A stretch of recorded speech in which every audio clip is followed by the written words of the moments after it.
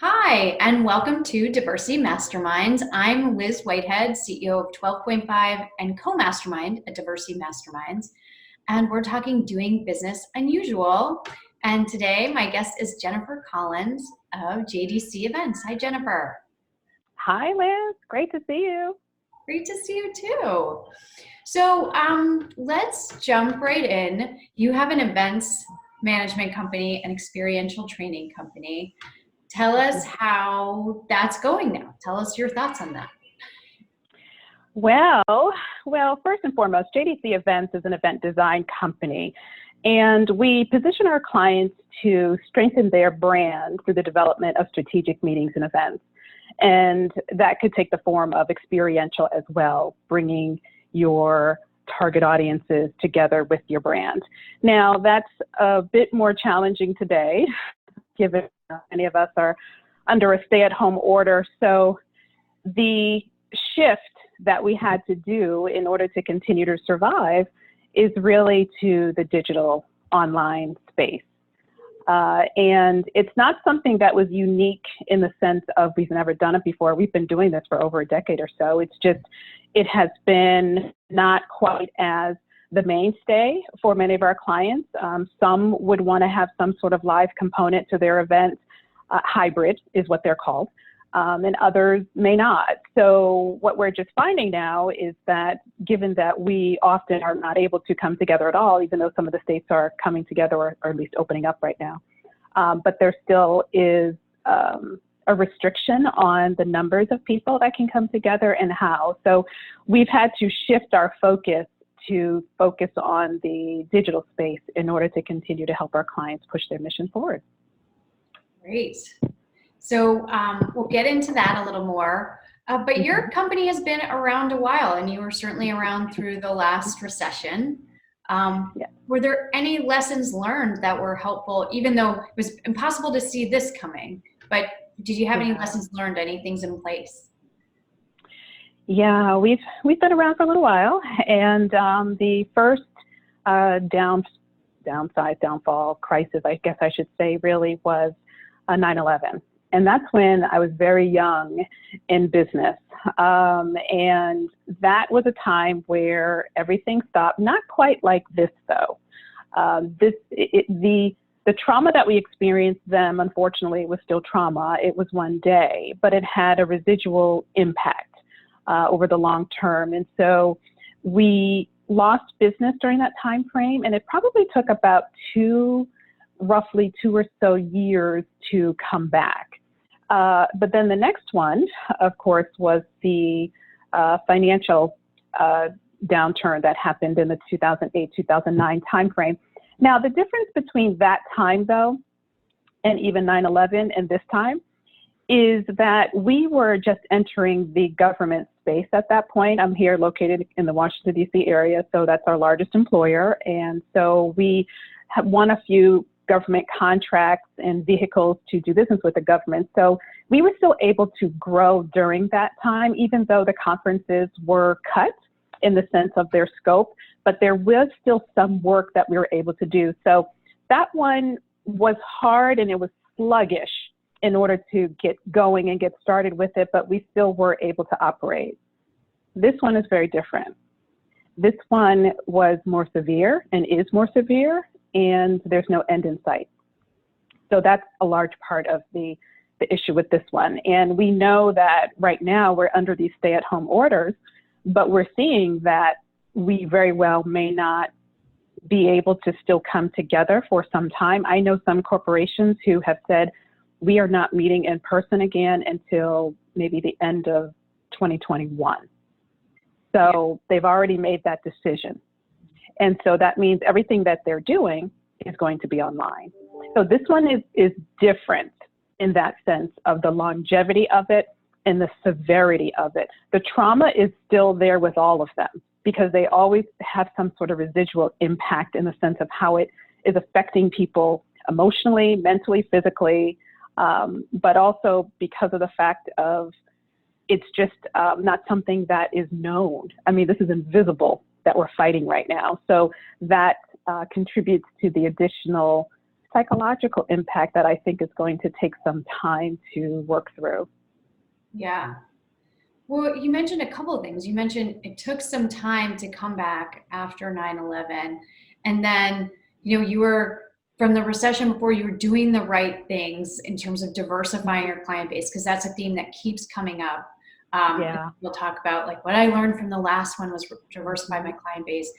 And still, there's not really much you can do if people aren't coming together. Right. So in terms of the digital space, what are the trends you're seeing there, and what do you think might stick after this is over? Well, it's interesting. People, especially within the industry, the event industry, they're talking a lot about this, and the conversations sometimes center around, virtual events and digital events, are they now going to take over live events? And it's interesting because I don't understand why we're having that discussion, to be honest with you. So, and why I say that is because no, they're not going to take over. This same conversation I remember having after September 11th happened. It's the same conversation. Now, the difference between that time period and now, the technology has, just by far improved. So there's more ability to interact, to engage, to be able to provide a better resource for clients in that sense. But we're still people. We still are going to want to come together to talk, to connect, to relate to each other. So they're not mutually exclusive. And they're simply a tool in the toolbox. That's how I look at it.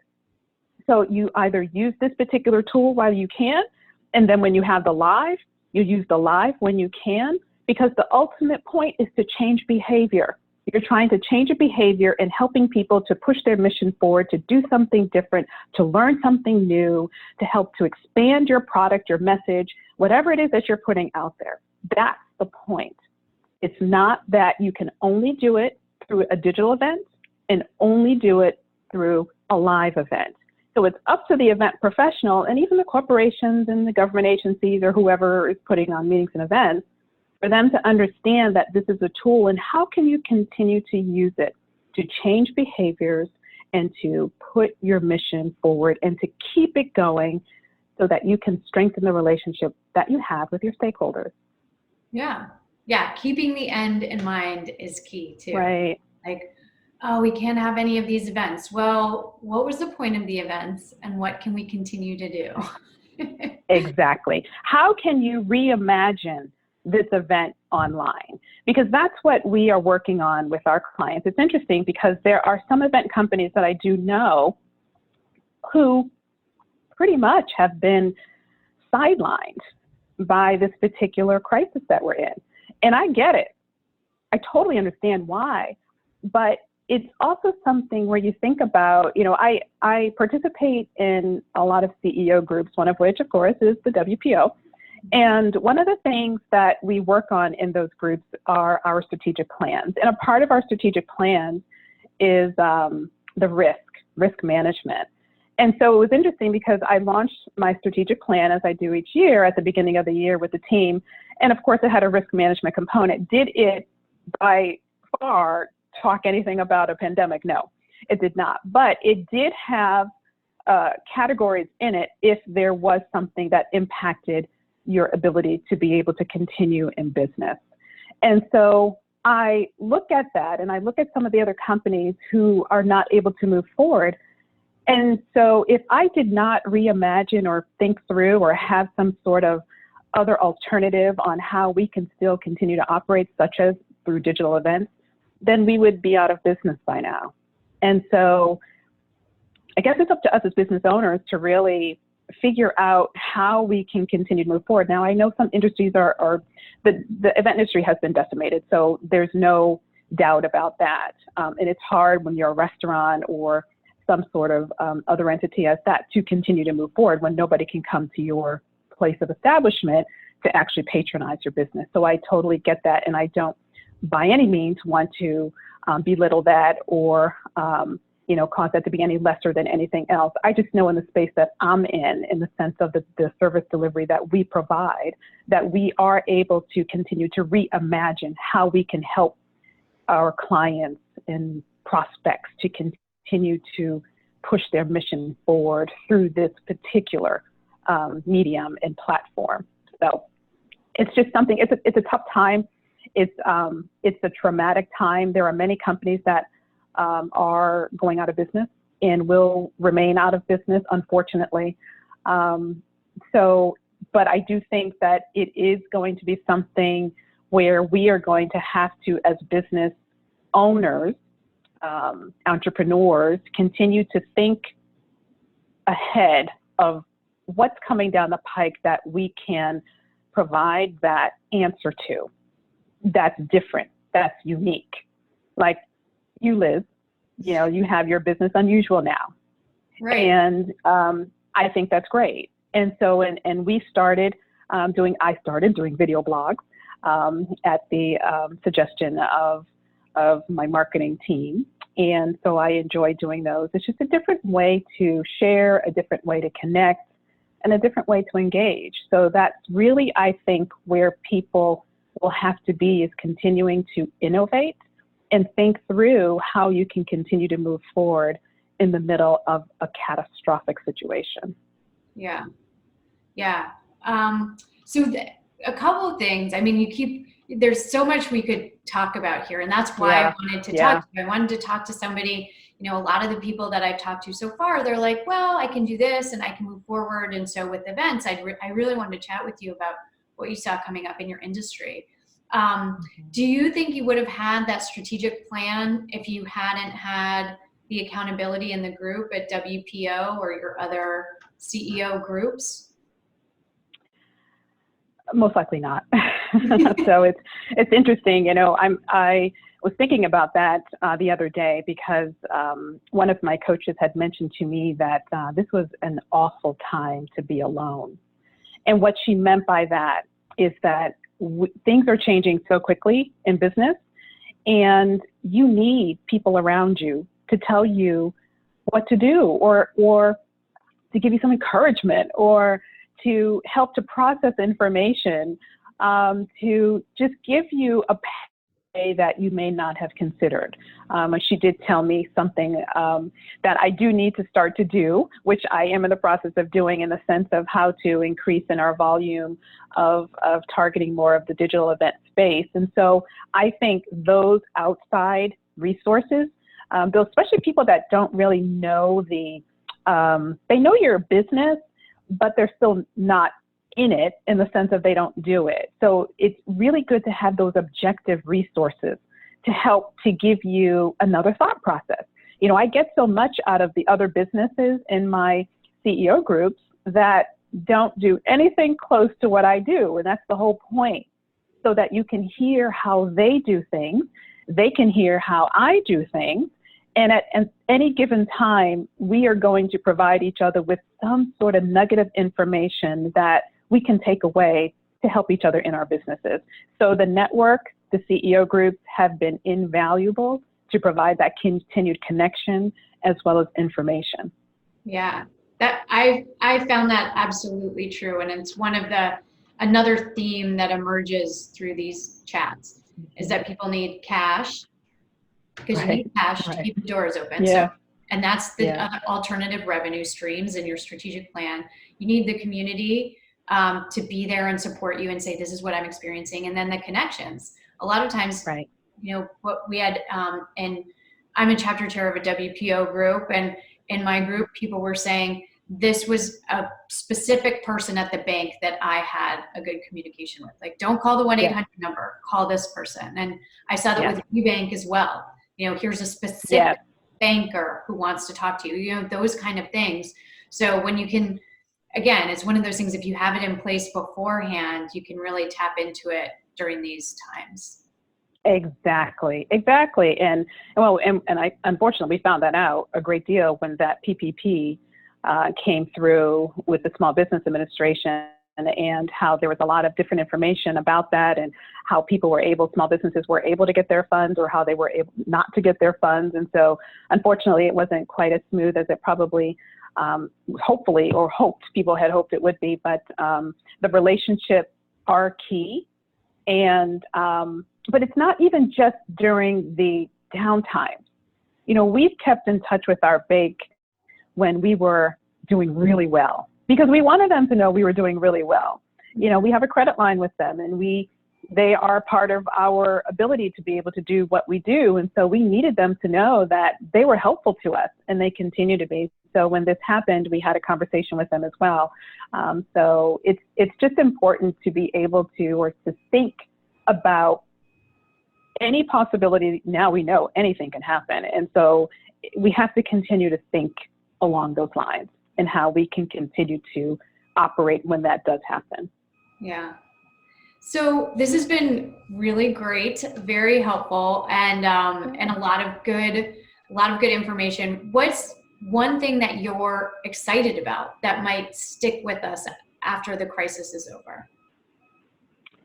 Well, I am determined to get to the other side, that's for sure.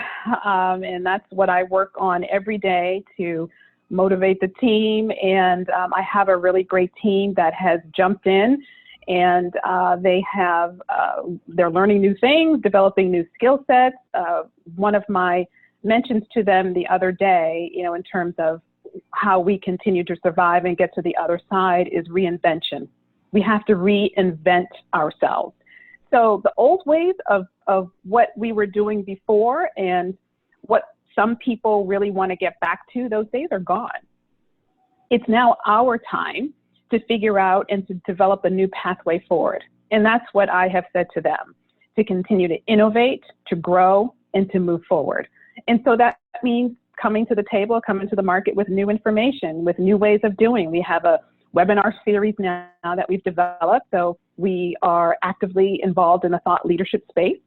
And we are always looking for new ways to present information that we believe can be helpful to our clients and others. So it's really that focus on how can you continue to remain relevant. I can't reimagine. We can reimagine live events all we want, and that's fine. And I think it's important to do because we will come back together again. And I look forward to that day when we do.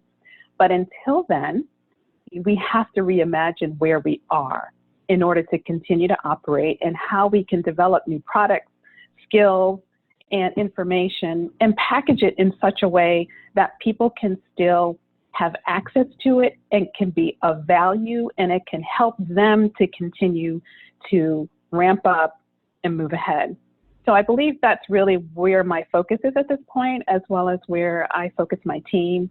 And it's really the part of this crisis that I tend to listen to are those stories of how people are continuing to innovate and continuing to push ahead and continuing to really make a mark in helping to not only get past this, but get through it, but also to help others along the way. So it's not just about you. We're all in this, regardless of what people say. We are all impacted. This is an equalizer. This virus has been an equalizer. So we just have to be mindful of that and use the tools and the skills and the talents and the gifts that we've been given to help us get there. I love it. I love that. So how can people find your video blogs? Where can they find you? They can find us on our website, jdc-events.com. We are also on LinkedIn, so you're welcome to find us there as well. But please feel free to visit our website, jdc-events.com. There's a great wealth of information there as far as our experiential learning and the webinars, as well as the digital solutions that we offer. Awesome. Thank you so much. Thank you, Liz. This was great, and I hope to see you sometime soon. Until then, I will see you here. Yep. Until then, I'll see you next time on Business Unusual. Thanks so much. Yes. Thank you.